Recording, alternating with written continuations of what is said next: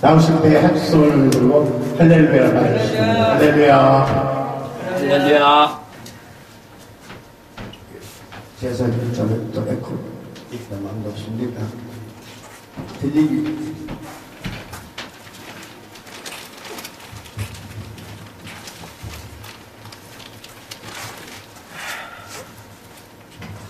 우리 하나님의 말씀을 봅니다.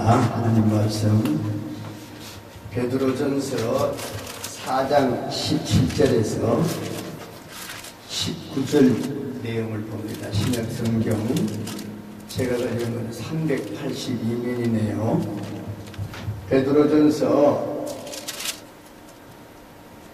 4장 17절에서 9절 말씀. 미안합니다. 찾은 걸로 알고 제가 봉독해 드립니다. 오늘 우리에게 주신 하나님의 음성으로 들으시기 바랍니다. 하나님의 집에서 심판을 시작할 때가 되었나니 만일 우리에게 먼저 하면 하나님의 복음을 순종하지 아니하는 자들의 그 마지막은 어떠하며 또 의인이 겨우 구원을 받으면 경건하지 아니한 자와 죄인은 어디에 서리요.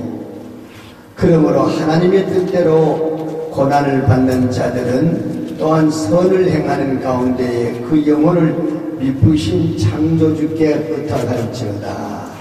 아멘.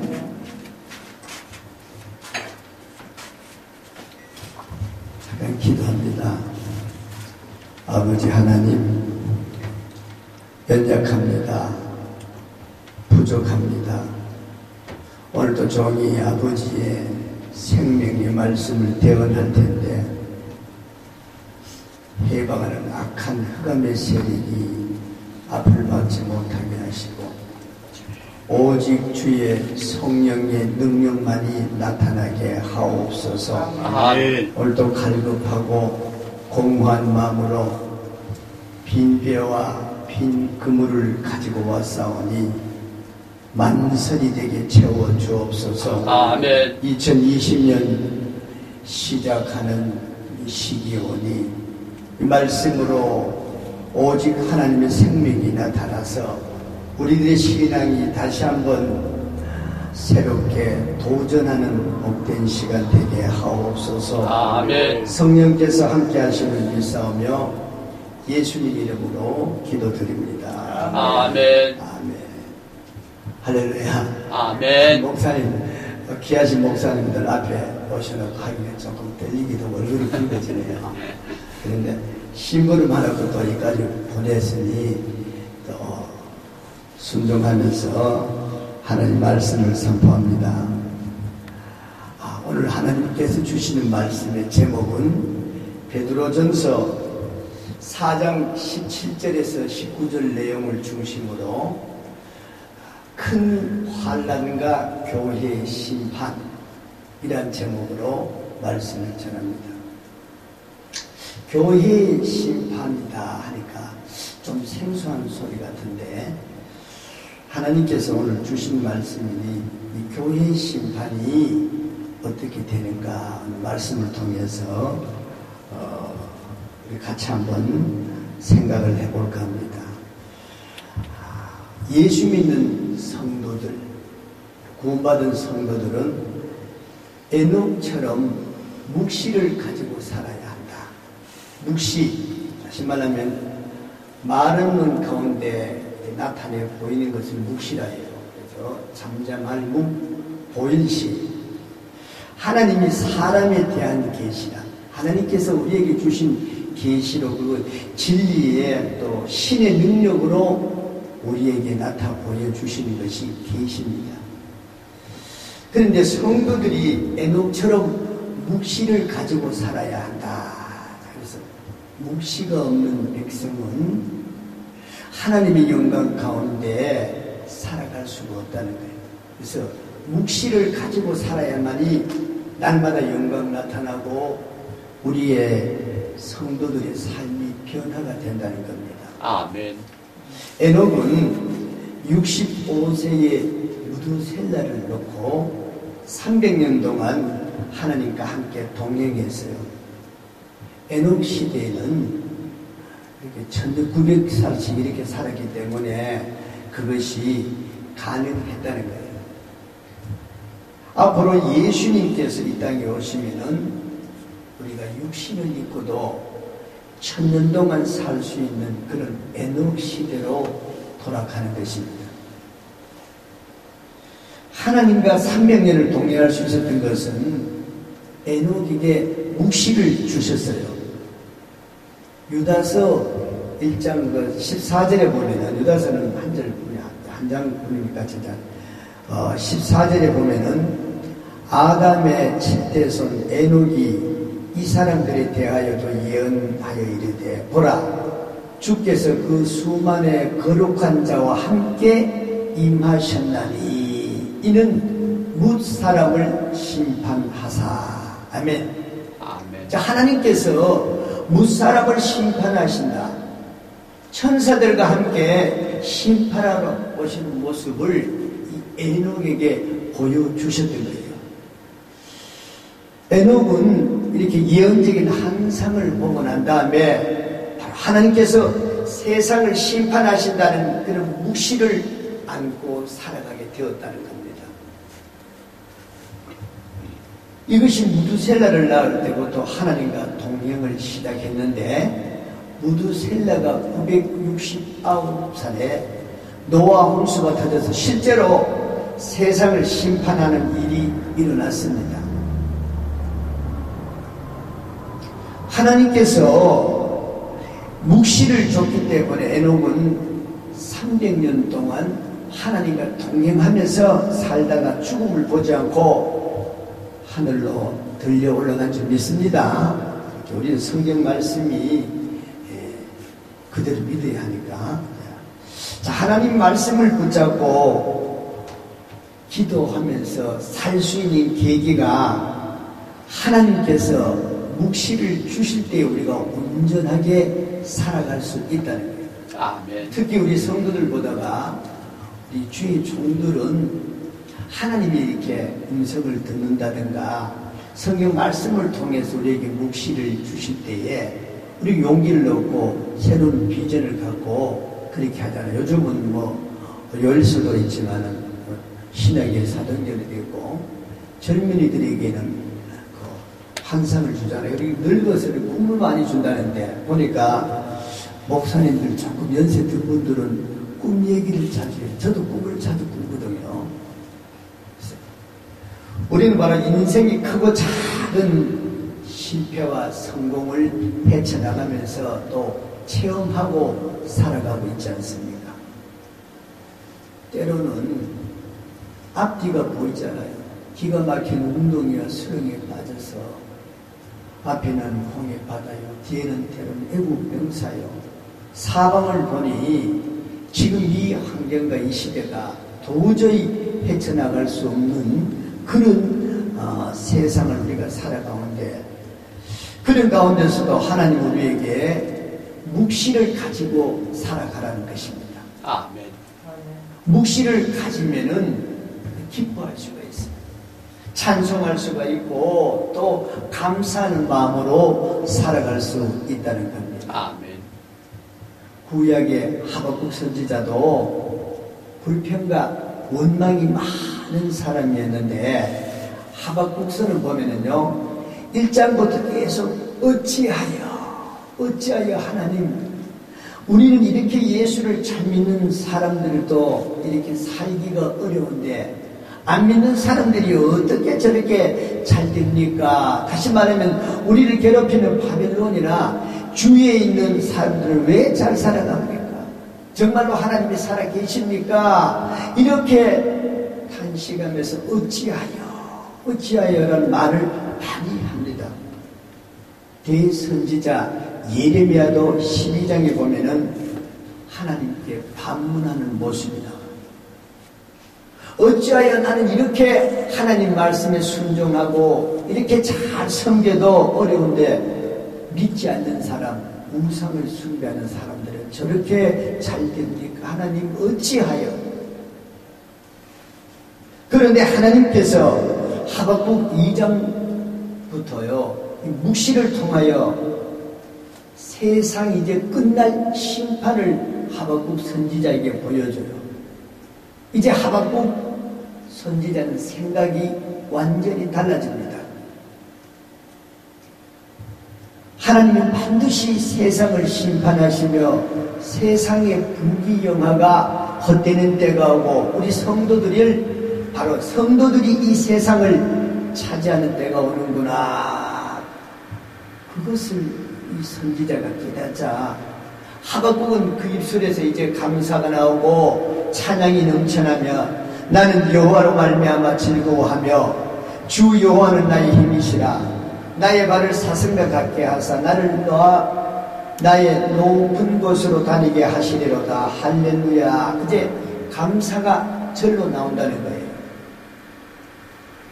우리 목자들도 하나님께서 양떼 우리에게 맡겼듯이 우리에게 에녹과 하박국 선지자처럼 묵시의 사람이 되어서 하나님의 뜻을 이루는 그런 목사님들이 되시길 바랍니다. 아멘. 오늘 본문 말씀을 보면은 교회를 먼저 심판하신다는 거예요. 오늘 4장 17절 말씀을 보면은 하나님의 집에서 심판을 시작할 때가 되었나니, 하나님의 집 바로 교회죠. 만일 우리에게 먼저 하면 하나님의 복음을 순종하지 아니하는 자들의 그 마지막은 어떠하며, 하나님은 먼저 이렇게 교회를 심판하신다고 말씀하셔요. 마태복음 25장은 열천의 비유와 달란트와 양과 염소 이 비유가 나오잖아요. 그래서 마태복음 25장과 같은 말씀은 교회를 심판하는 모습으로 볼 수 있어요. 지혜로운 5 처녀와 어리석은 5 처녀가 어떻게 혼인잔치에 들어가느냐, 이것이 마태복음 25장의 첫 부분에 나오잖아요. 지혜로운 5 처녀와 어리석은 5 처녀의 차이점은 뭡니까? 이것은요, 바로 지혜로운 5 처녀는 여분의 기름을 준비를 해갔어요. 그리고 어리석은 5 처녀는 그냥 조금 남은 등불만 가지고 갔다는 차이밖에 없어요. 어리석은 처녀는 처음에 가져갈 때 조금 있는 그 기름이 이제 다 있었는데, 시간이 주님이 금방 오지 않으니까 조금 지체하다 보니까 기름이 떨어진 것 뿐이에요. 그러나 지혜로운 5 처녀는 늦게 올지 모르니까 여분으로 기름을 준비했다는 것인데, 여분으로 기름을 준비했다는 것은 항상 기뻐하고 쉬지 말고 기도하면서 범사에 감사하는 것이, 이것이 기름 준비하는 것입니다. 항상 기도하라고 한 것은 예수님께서 언제 오실지 모르기 때문에 항상 기름을 가득 채우는 삶을 말씀하시는 것입니다. 우리 성도들도 늘 이렇게 기도해서 성령의 기름이 충만하고 가득 채워지면 승리할 줄 믿습니다. 아멘. 신앙에 성공할 줄 믿습니다. 아멘. 그래서 하나님 왜 우리에게 실패를 주셨을까요? 그것은 기도하라고 실패를 하게 하신다는 거예요. 기름 좀 채워가면서 살아가라고 실패를 주신다는 거예요. 묵시를 가진 사람들은 기도할 수밖에 없어. 왜? 내 힘과 내 능력으로는 아무것도 할 수 없기 때문에, 그래서 우리 성도들은 기도할 수 있는 최고의 무기를 주셨다는 겁니다. 여러분, 오늘 세상 심판과 교회 심판이 다른 점이 무엇일까요? 세상 심판, 불신자들의 심판은 입학시험 같아. 대학교 그리고 불합격하면은 입학 못하잖아요. 그러나 우리가 천국에 들어갈 수 있느냐 없느냐 이런 문제를 세상 심판이라고 해요. 그래서 세상 심판하는 것은 그들이 천국 갈 수 있느냐 못 가느냐. 교회에 심판한다라는 것은 오늘 본문에 어떤 의미에서 우리가 천국에 들어가기 위한 하나의 과정이라고 보시면 된다는 거예요. 천국은 분명히 들어가는 과정이라고 볼 수 있고, 세상 심판은 들어가나 가지 않느냐. 열 처녀가 전부 다 예수님을 기다리고 기름 등불을 들고 갔다는 것은 구원받은 성도로 봐야 된다는 거예요. 우리가 예수님을 주시라 하지 않고는 성령이 아니고는 예수를 주라고 할 수 없다고 고린도서 12장 말씀에 3대리가 그리 있죠.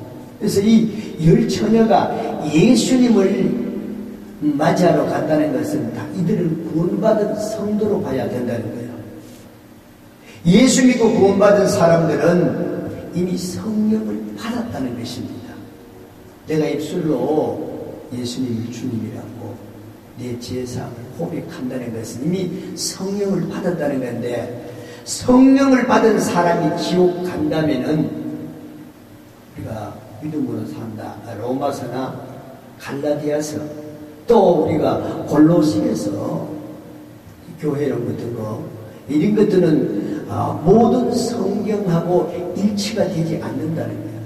만약에 성령 받은 자가 지옥을 간다면 성경은 다 믿음으로 구원을 받는데, 자, 행위로 구원과 심판이 결정된다고 하는데 그것은 성경과 충돌되게 된다는 거예요. 감리교나 알미니안주의들은 행위를 많이 강조하잖아요.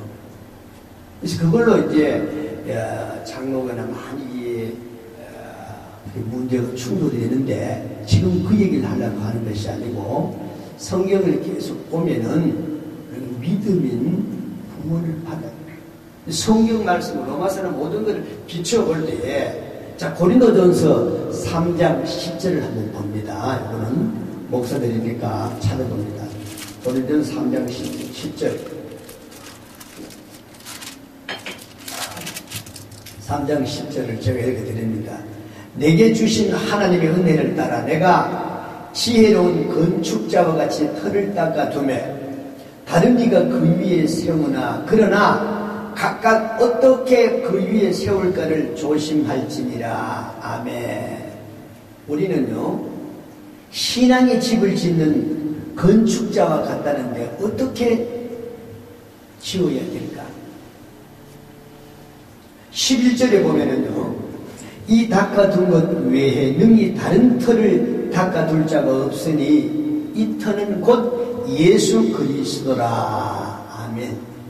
그러니까 예수 믿는 사람들은 모두 다 예수 그리스도의 터 위에 건축을 세우는 건축자와 같은 것입니다. 그런데 세우는 사람들은 각각 다르다는 거예요. 12절에서 15절 말씀을 또 제가 읽어드릴게요.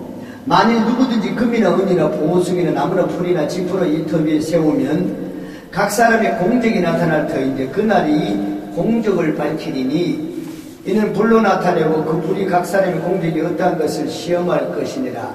만일 누구든지 그 위에 세운 공적이 그대로 있으면 상을 받고 누구든지 그 공적이 불타면 해를 받으리니 그러나 자신은 구원을 받되 불 가운데서 구원 받은 것과 같으리라. 아멘. 이 바울이 자, 나무나 풀이나 집은 타도 그래서 공적이 불타지만은 해를 받지만은 불 가운데서 받는 것과 같다.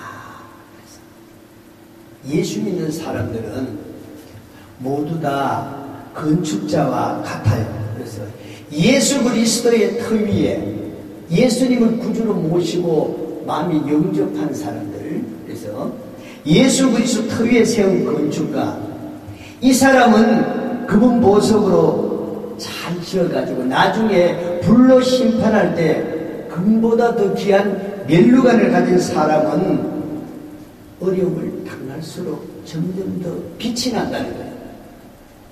금과 보석으로 신앙을 단련한 사람.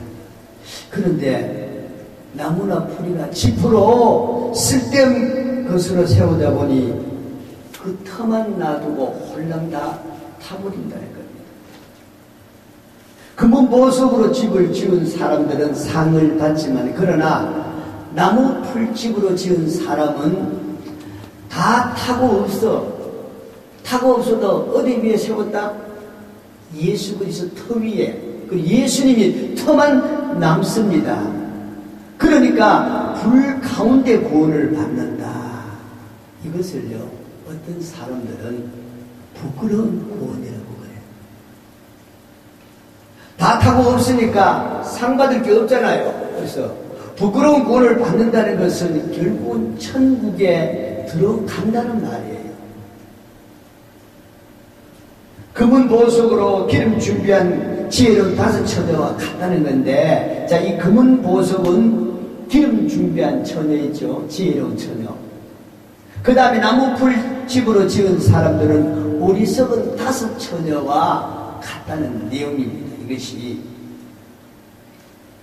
요한계시록 7장 9절에 보면은 각 나라와 족속과 백성과 방언에서 아무나 능히 셀 수 없는 사람들이 보좌 앞에 올라와서 하나님을 찬양하는 것이 바로 이것이 보면은 모든 각 나라와 족속과 백성과 방언 어마어마한 숫자가 이제 부활의 몸을 입고 하나님 앞에 찬양하는 모습인데, 이것이 에녹과 같이 믿음 준비를 잘한 지혜로운 5처녀의 모습이라는 거예요. 금은 보석으로 지은 사람들은 다시 말해서 환난을 통과하지 않아요. 큰 환난이 나오죠. 계시록 9장에서 12장까지 보면은 그 7년 환난이 내용이 한 6장부터 쭉 나오는데, 거기 보면은 후 3년 반의 환난이 그것을 큰 환난이라고 해요. 대환난. 666 그때 당시에는 적그리스도의 환난을 통과하지 않고, 그 어마어마한 환난을 통과하지 않고 하나님의 보좌 앞에 올라와서 하나님을 찬양하는 모습인데, 이것은 바로 금은 보석으로 빛나게 믿음 생활을 하는 사람들은 마지막에 이렇게 구별된다는 거예요. 마태복음 26장 64절에 보면은 이렇게 예수님이 보좌 재림이 나타나요. 보좌 재림. 그러듯이 주님이 보좌가 열릴 때에 환난 전에 들려 올라가는 사람들이 금과 은과 보석으로 잘 이렇게 신앙생활하는 사람들이다. 그래서 나무나 풀이나 집으로 지은 어리석은 사람들은 그러면 지옥 가느냐? 그런 게 아니라는 거예요. 이 사람들은 많은 환난 가운데서 이 환난 가운데 연단을 받아가지고 알곡신앙으로 변화되어가지고 예수님이 흰구름 타고 오실 때, 요한계시록 14장 14절 이하에 쭉 보면은 흰구름 타고 오시는 그때에 그들은 부끄러운 구원이라도 받는다는 거예요. 그래서 환난 전과 환난 후에라도 구원은 받는데 조금 신앙생활을 어렵게 한 사람들, 나 불집 같은 그런 성도들은 이 환난을 통과해서 결국은 연단시켜서 믿음의 사람도 잘 이렇게 만들어서 주님 구름 재림하실 때에 이렇게 구원받는다는 거예요. 그래서 고린도서 3장과 요한계시록과 마태복음을 이렇게 비교해 보면은 세상 심판, 이것은 예수님이 오셔서 불구덩이 속에 있는 것이고, 그리고 교회 심판한다는 것은 하나님께서 영광에 들어가게 하는 것이다. 그 과정에서 제어하는 심판이 아니라는 거예요. 교회 심판은 금은 보석이나 나무나 풀이나 짚을 불시험을 해서 상급신앙과 또 부끄러운 구원을 주시는 거다. 근데 요즘 이제 신학자들이 많이 나오잖아요. 제가 모시고 있는 서울의 계시록 강의하신 목사님이 총신에 지금 박사과정을 요한계시록 놓고 지금 논문을 내놓고 지금 준비 중에 기다리시는데, 늘 학자들 얘기를 많이 하는데 요즘 신학자들은 상급신앙은 잘못된 것이라고 그렇게 얘기합니다. 상급이 없다 이거죠. 상급이 없고 똑같다는 것은 그는 공산당을 만드는 거예요. 그렇다면은 성경에도 분명히 금과 은과 보석이 있고 나무라 풀과 짚이 있고 지혜로다서 처녀, 어리석은 처녀, 2달란트, 5달란트, 또 1달란트는 그냥 땅에 묻어놓고, 똑같아 보면은 사도 바울 같은 사람, 손양원 같은 목사님, 주기철 같은 목사님은 그러면은 그분들이나 사실 저희들 같이 신앙생활을 옳게 하지 않는 사람들과 똑같다면 그거는 성경과도 맞지 않지만 형평이 맞지 않다는 거 아닙니까? 예수님께서는요, 고린도서 3장에도 상 받는 사람이 있고 해받는 사람이 있다 했는데, 똑같다면 이런 말씀은 해석이 안 된다는 거야. 상급 신학이 잘못된 거라고 얘기하면은, 지혜로운 5 처녀, 어리석은 5 처녀가 똑같다면 말이 안 되지요.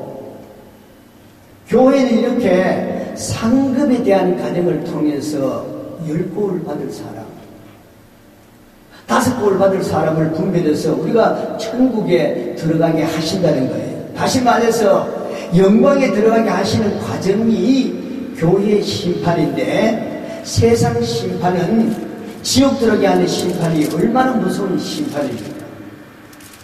오늘 베드로전서 4장 18절에 보면은 교회가 이렇게 겨우 구원을 받으면 세상이 얼마나 그 심판이 두렵겠느냐고 말씀한 것처럼, 교회의 심판하고 세상 심판은 다른 것입니다.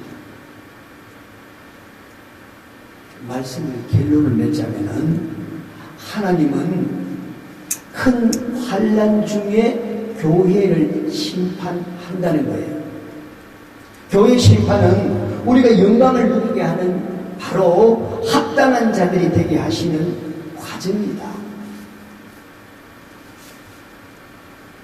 금과 은과 보석, 나무나 풀과 집, 지혜로 5 처녀, 어리석은 5 처녀, 2달란트, 5달란트 받은 사람, 그리고 1달란트 받은 사람. 누가복음에서 보면 문화 비유를 통해서 너는 10골 차지해라, 너는 5골을 차지해라. 이 모든 것은 하나님께서 상을 주시기 위해서 교회를 심판하시는 것입니다. 요한계시록 20장 11절 이하에는 세상을 심판할 때는 하나님께서 둘째 사망 불못에 들어가게 하는 심판인데, 20장 11절 이하예요. 교회는 불못에 들어가지 않아요. 내가 성령 받고 구원받은 사람은 절대 불못에 들어가지 않는다는 거예요. 그래서 영접하고 신앙생활 잘 하는데 자꾸 목회에서 목회자들이 강단에서가 예수 잘 믿어, 잘못 믿으면 지옥 가, 지금 그렇게 얘기하는 분들 많잖아. 모한 목사 보면 이름은 안 밝히지만은 교주 비슷하게 해가지고 그렇게 율법주의로 잘 믿으면은 지옥 간다면 잘못 믿으면은 그러면 내 자식 낳아가지고 말 잘 듣고 공부 잘하면 내 자식이고 그 자식이 크다가 말썽 부리고 만약에 농띠가 하면 내 자식 아니겠네.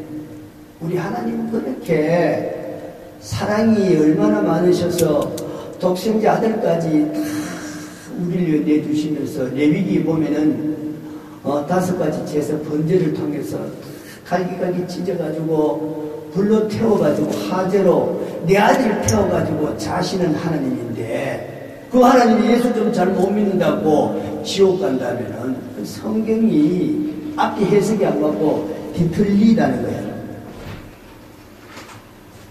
그래서 성령 받고 구원받는 사람은 다 불못에 들어가지 않고 그래도 상급은 다 다르다는 거예요.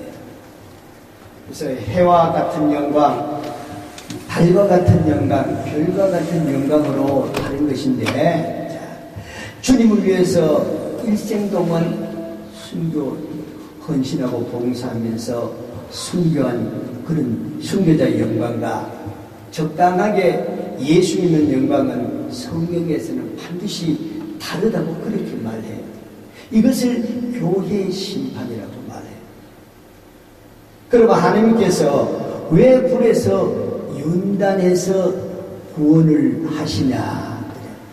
하나님의 나라에 합당한 사람을 만들기 위해서 사전에 데려가기 위한 준비 과정이다. 환난을 통해서 정금같이 따듬어서 믿음의 사람으로 만들어서 흰구름 죄인 때에는 반드시 우리를 데리고 간다.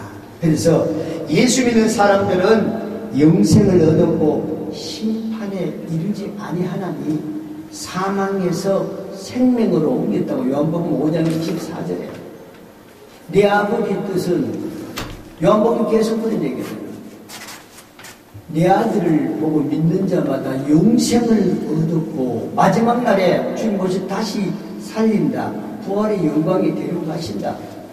계속해서 믿는 자는 영생을 계속 그렇게 얘기하는데 그러니까 예수님의 보혈의 능력이 얼마나 크다는 것을 우리가 알 수 있다는 겁니다. 은가 보석으로 치는 집은 상급은 받지만은 나무나 풀이나 짚은 다 불타도 예수라는 터가 남아있기 때문에 반드시 구원을 받는다는 겁니다.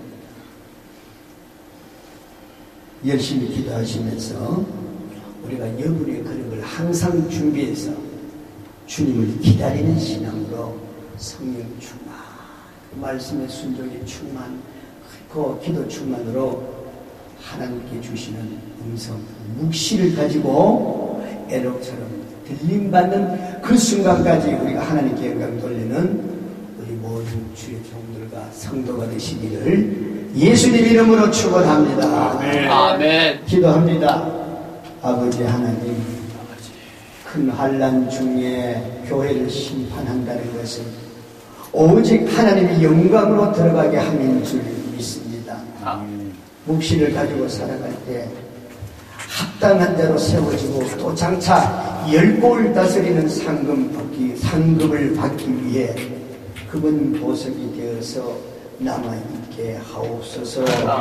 우리 자신 모두들은 슬기로운 다섯처녀처럼 늘 기름 준비하고 껴 있어서 재림을 소망하는 우리 모두가 되게 하옵소서. 아멘. 예수님 이름으로 기도드립니다. 아멘. 아멘. 찬송가 한 장 드립니다. 예수 앞에 나옵니다.